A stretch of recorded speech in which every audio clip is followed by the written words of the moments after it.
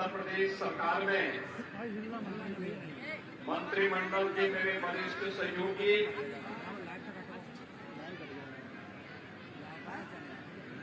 लोक निर्माण विभाग के मंत्री और पीलीभीत लोकसभा क्षेत्र से भारतीय जनता पार्टी के प्रत्याशी श्री जितिन प्रसाद जी,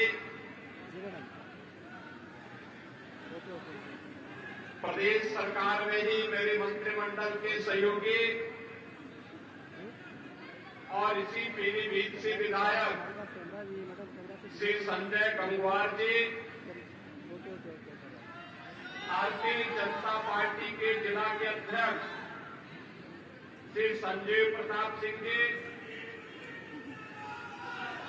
भारतीय जनता पार्टी के प्रदेश के उपाध्यक्ष विधान परिषद सदस्य श्री संतोष सिंह जी, विधान परिषद सदस्य श्री रजनीकांत माहेश्वरी जी, उत्तर प्रदेश सरकार के पूर्व मंत्री और इस क्लस्टर के इंचार्ज श्री सुरेश राणा जी,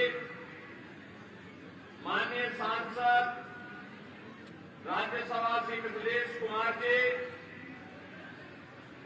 माननीय विधान परिषद सदस्य सुनील गुप्ता जी, माननीय विधायकगण श्री बाबूराम पासवान जी, स्वामी प्रवक्तानंद जी, श्री विवेक वर्मा जी, पूर्व मंत्री डॉक्टर विनोद तिवारी जी, आज के इस हमारे जिला पंचायत के अध्यक्ष और अन्य हमारे पूर्व पदाधिकारीगण, पूर्व विधायकगण, चेयरमैन और अन्य ब्लॉक प्रमुखगण, भारी संख्या में आज के इस प्रबुद्ध सम्मेलन में उपस्थित पीलीभीत संसदीय क्षेत्र से जुड़े हुए सभी उपस्थित बहनों और भाइयों, मैं आज के इस पावन धरा पर जो उत्तर प्रदेश की एक सबसे उर्वरा भूमि में से एक है और आदि गंगा मां गोमती का जो उद्गम स्थल है, ऐसे पीलीभीत की इस पावन धरा को नमन करते हुए आप सभी प्रबुद्ध जनों का मैं हृदय से अभिनंदन करता हूं। पीलीभीत हमारे लिए इसलिए भी महत्वपूर्ण हो जाता है, एक और यहां पर अपने परिश्रम और पुरुषार्थ से तराई के क्षेत्र में यहां की उर्वरा भूमि में सोना उगलने का कार्य करने वाले हमारे अन्नदाता और दूसरी तरफ यहां की बांसुरी की मधुर धुन के साथ कृष्ण कन्हैया का स्मरण कराने वाले यहां के हस्तशिल्पी, इन दोनों का एक अद्भुत संयोग पीलीभीत के लिए हमारे लिए बन जाता है।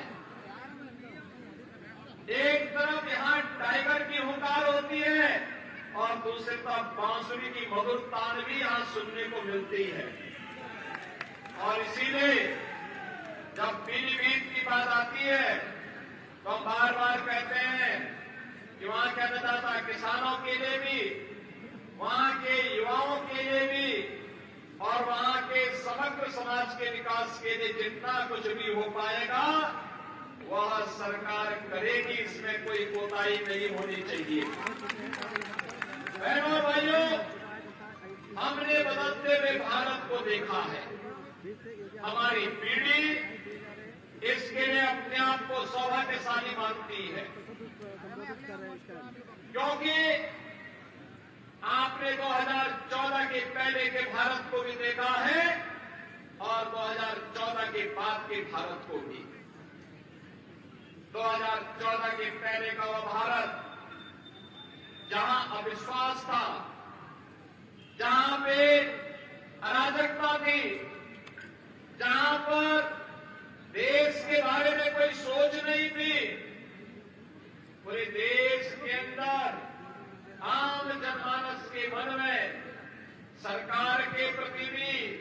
सत्ता के प्रति भी और राजनीतिज्ञों के प्रति भी विश्वास नहीं रह गया था। वह एक भारत था।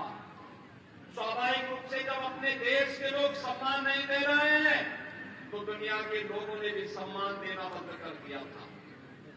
एक वो भारत था जहां पर अन्नदाता किसान आत्महत्या कर रहा था, युवा पलायन कर रहा था, देश के अंदर कहीं उग्रवाद था, कहीं नक्सलवाद था, आपस में जातीय वैमनस्यता की खाई इतनी चौड़ी थी कि कोई व्यक्ति अपने आप को सुरक्षित नहीं महसूस करता था।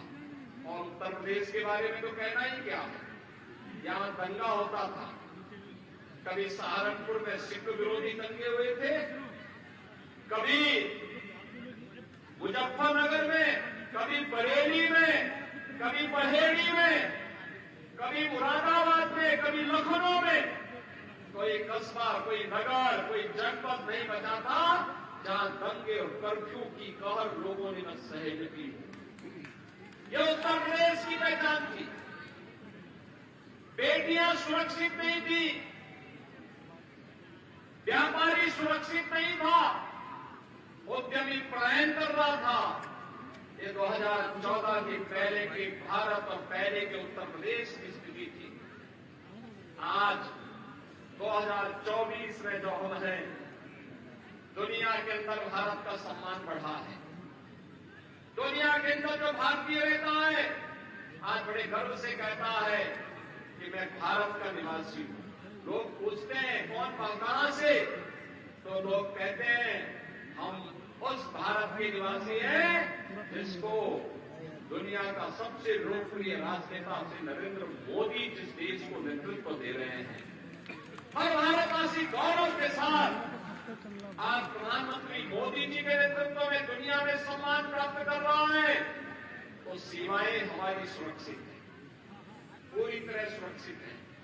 कश्मीर में आतंकवाद समाप्त, पूर्वोत्तर के राज्यों का उग्रवाद समाप्त, नक्सलवाद समाप्त। अब देश के अंदर सुरक्षा का एक बेहतर वातावरण है। अब अन्नदाता आत्महत्या नहीं करता है। अन्नदाता अब उत्कर्ष की चरमता की ओर पहुंचने के लिए तैयार है। नौजवान पलायन नहीं करता है। आज का नौजवान स्वयं का स्टार्टअप स्थापित करता है। आज कोई बेटी अपने आप को असुरक्षित महसूस नहीं करती है, बल्कि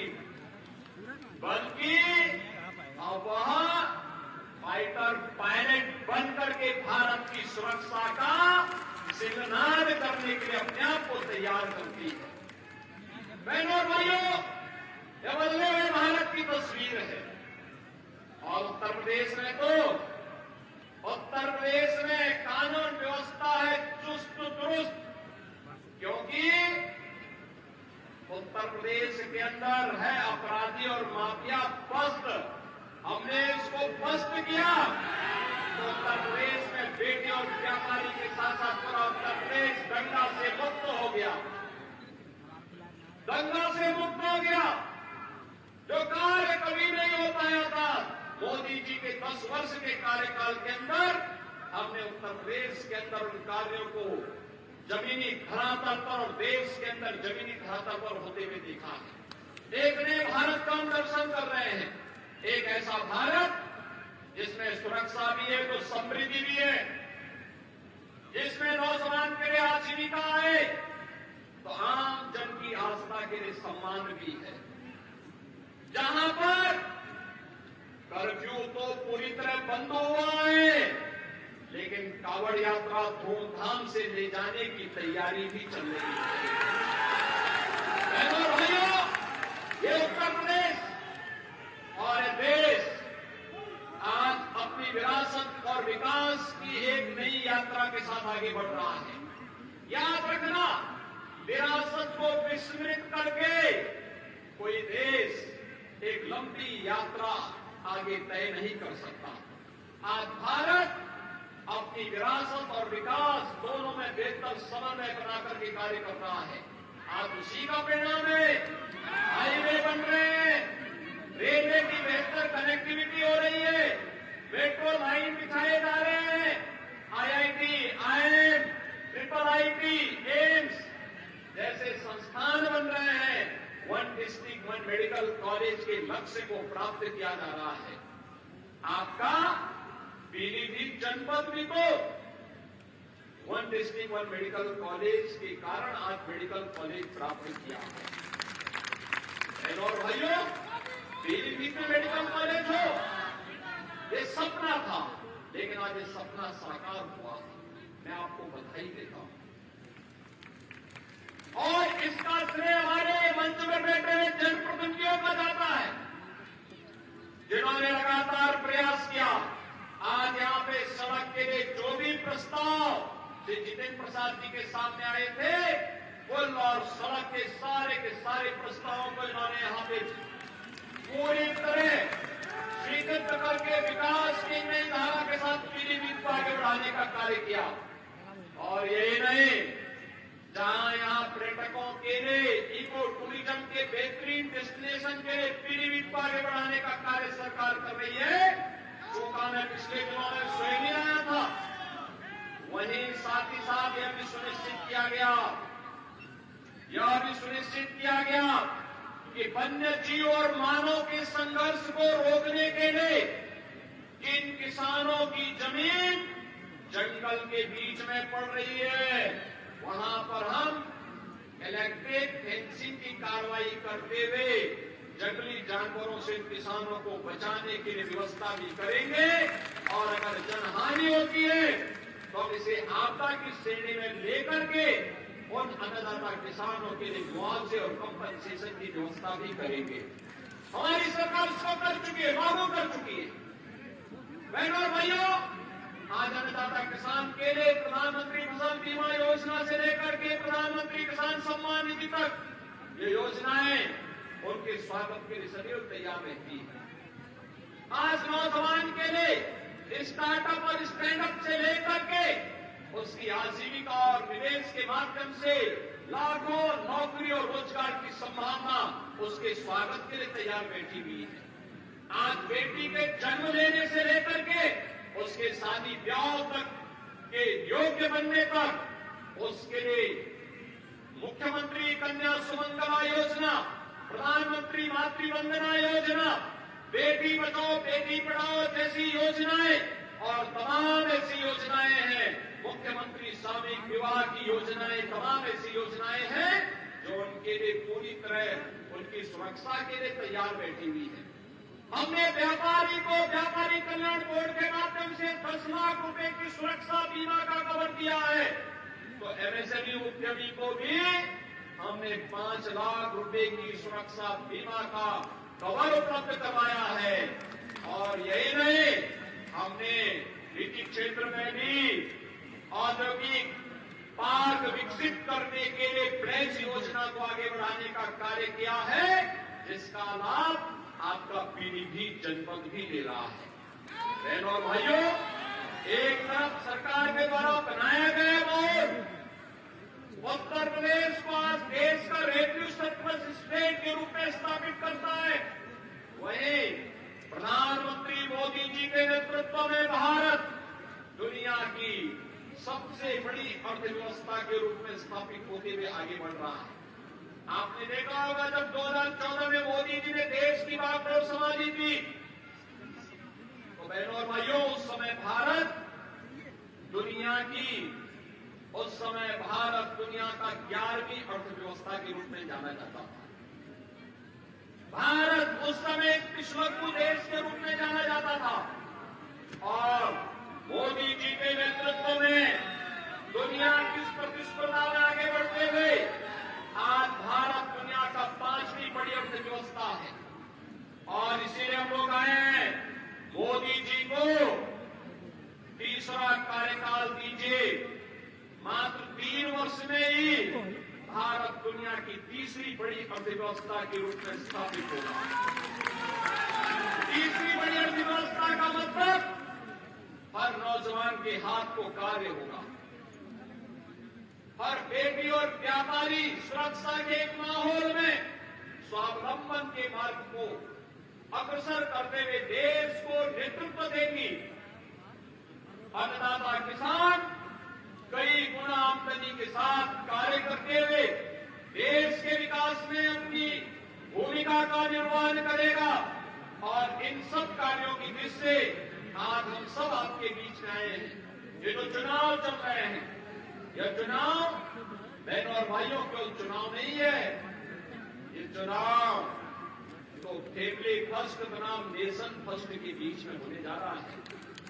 याद करिए, सपा हो या कांग्रेस, उनकी ओर से उस पार्टी का अध्यक्ष केवल एक खानदान का ही व्यक्ति हो सकता है। और यहां पे मोदी जी के बारे में जब चर्चा करते हैं, एक सामान्य गरीब परिवार से निकल करके पूरा जीवन देश के लिए समर्पित करते हुए उनके लिए 140 करोड़ का भारत ही उनका परिवार है। ये मोदी जी के कारण आज भारत के बारे में एक दृष्टिकोण बदला है। और इसीलिए जब ये चुनाव की बात आ रही है तो फैमिली फर्स्ट बनाम नेशन फर्स्ट, हमने परिवारवादियों को वोट देना है या देश के बारे में सोचने वाले लोगों को वोट देना है। और देश के बारे में सोच को अगर हम आगे बढ़ाते हैं तो ऐसे सुरक्षित और खुशहाल माहौल में आगे बढ़ने का एक अवसर हमें प्राप्त होता है। ये चुनाव माफिया राज बनाम कानून के राज में चुनाव है।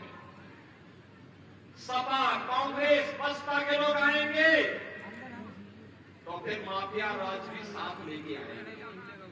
और भारतीय जनता पार्टी कानून के राज में विश्वास करती है, कानून के राज को स्थापित करने में विश्वास करती है और उसको प्रभावी ढंग से लागू करती है। ये चुनाव भ्रष्टाचार बनाम जीरो टॉलरेंस पर चुनाव हो रहा है। भ्रष्टाचारी गरीब का ऐसे हड़पते रहेंगे, गरीब का हिस्सा ऐसे हड़पते रहेंगे कि और भ्रष्टाचारियों के स्थान जेल में होनी चाहिए। ये तय करने के लिए इस प्रकार की इच्छा शक्ति की सरकार चाहिए और यह कार्य भारतीय जनता पार्टी के नेतृत्व में ही होगा। ये चुनाव तुष्टीकरण बनाम सबका साथ और सबके विकास का चुनाव होगा। तुष्टीकरण जातिवाद मजहब के आधार पर जिस प्रकार का भेदभाव होता था, चेहरा देखकर के योजनाओं का लाभ दिया जाता था, लेकिन भारतीय जनता पार्टी ने मोदी जी के नेतृत्व में भारतीय जनता पार्टी की सरकार ने सबका साथ और सबके विकास के माध्यम से हर व्यक्ति को अपने साथ जोड़ने का काम किया। योजना का लाभ सबको, सुरक्षा सबको, गरीब कल्याणकारी योजनाओं का लाभ सबको, लेकिन तुष्टीकरण किसी का नहीं। और भाइयों बहनों, ये चुनाव स्वार्थ के परिवार और मोदी के परिवार के बीच भी है। मोदी का परिवार 140 करोड़ का भारत मोदी जी का परिवार है। स्वार्थ का परिवार आपने देखा होगा, चाहे वह कांग्रेस हो या सपा हो, ये सब स्वार्थ का परिवार है। ये चुनाव जातिवाद बनाम गरीब कल्याण का होगा। आप सोचो, 80 करोड़ लोगों को देश के अंदर फ्री में राशन मिल रहा है, 60 करोड़ गरीबों को फ्री में देश के अंदर 5 लाख रुपए की स्वास्थ्य बीमा का कवर मिल रहा है, 15 करोड़ गरीबों को यूपी के अंदर राशन की सुविधा का लाभ मिल रहा है, 10 करोड़ गरीबों को यूपी के अंदर स्वास्थ्य बीमा का आयुष्मान भारत की योजना का लाभ मिल रहा है। देश के अंदर 12 करोड़ अन्नदाता किसानों को प्रधानमंत्री किसान सम्मान निधि का लाभ मिल रहा है। 4 करोड़ गरीबों को सिर ढकने के लिए एक छत उपलब्ध हुई है। 2.5 करोड़ गरीबों को देश के अंदर फ्री में बिजली के कनेक्शन मिले हैं। 10 करोड़ गरीबों को देश के अंदर उज्ज्वला योजना में फ्री में रसोई गैस के कनेक्शन उपलब्ध हुए हैं।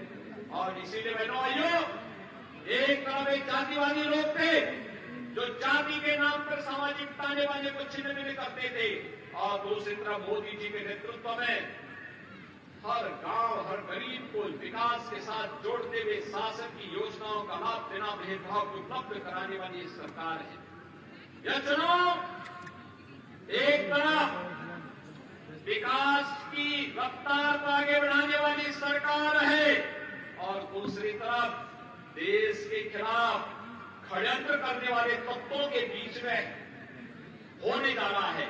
और इसीलिए आज के इस अवसर पर मैं आप सबके बीच में आया हूं आपसे अपील करने के लिए। हमें तय करना है। आपने सपा और बसपा के कार्यकाल को भी देखा है।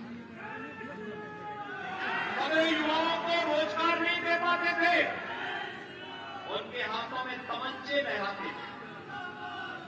हमने उन युवाओं के हाथ में टैबलेट देने का काम किया है। टैबलेट आप सब जानते हैं, वे कर्फ्यू लगाते थे। हमने कर्फ्यू मुक्त उत्तर प्रदेश बना करके इसमें कावड़ यात्रा चलाने का काम किया है। और इसलिए बहनों भाइयों, वे आस्था के साथ खिलवाड़ करते थे, अराजकता फैलाते थे। 500 वर्षों का इंतजार करते हुए अयोध्या में रामलला का भव्य मंदिर के निर्माण का कार्य मोदी जी के नेतृत्व में संपन्न हो चुका है। जो कार्य कभी नहीं हुआ, मोदी जी के नेतृत्व में भारत उन कार्यों को आगे बढ़ाते हुए तेजी के साथ दुनिया के अंदर एक नए स्थान को अग्रसर करते हुए आगे बढ़ रहा है। और आज इसीलिए हम सब आए हैं आपके पास कहने के लिए कि मोदी जी की गारंटी के कारण ये सब संभव हो पाया है। बहनों भाइयों, मोदी की गारंटी का मतलब देश के अंदर 12 करोड़ किसानों को प्रधानमंत्री किसान सम्मान निधि की सौगात।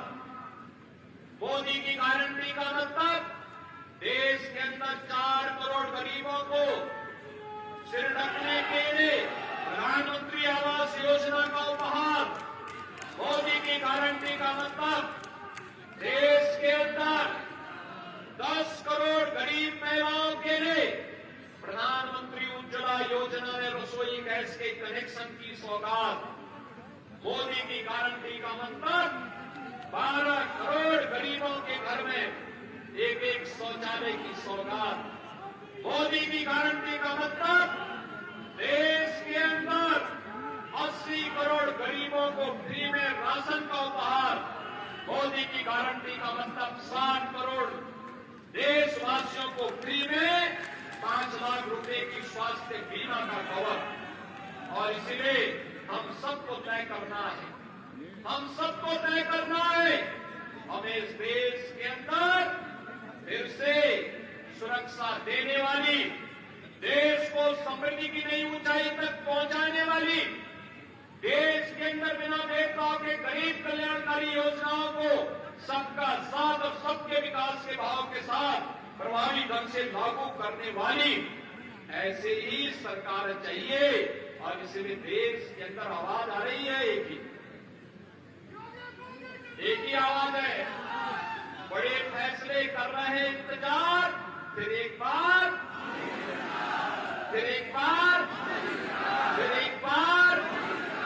अब की बार। और इसलिए बहनों और भाइयों, मैं आप सभी प्रबुद्ध जनों के पास आया हूं। हमने आपको एक ऐसा प्रत्याशी दिया है जो प्रदेश सरकार में एक बड़े मंत्रालय का संचालन कर रहे हैं, जिनके पास विकास के कार्यक्रमों को आगे बढ़ाने का एक विजन है, जो सहज है, सरल है और पीलीभीत वासियों के लिए अपरिचित नहीं है। वे भी पीलीभीत के ही रहने वाले हैं,